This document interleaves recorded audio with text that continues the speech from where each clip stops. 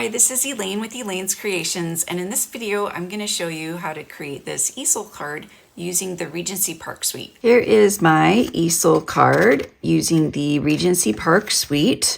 I love the paper. It is super pretty. It has flowers on one side and pretty patterns on the other side. And there's also the textured shimmer paper in balmy blue, white, and shaded spruce. And there are two bundles.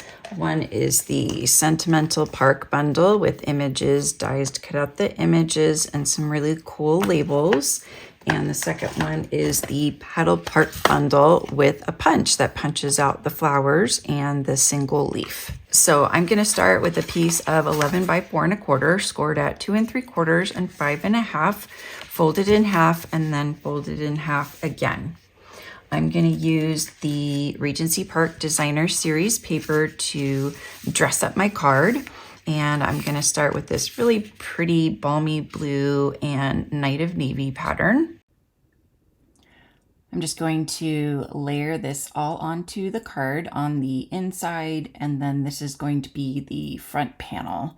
I'm going to wrap some ribbon around the front panel, and then I'm going to tie a bow and add it separately. This is my little trick to conserve ribbon and also to make the bow look nicer by doing it separately. I'm just going to stamp best wishes on the front and happy birthday on the inside.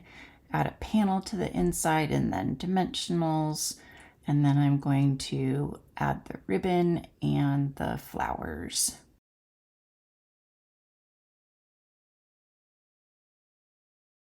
And that is my easel card. Receive my Regency Park card kit for free when you place a $50 order or purchase one of the bundles from the Regency Park Suite using my current host code. You'll get this lovely gatefold card, this gift card holder card, and this fun easel card. So just email me and let me know that you've made your purchase and you would like this kit, and I will send it right out to you.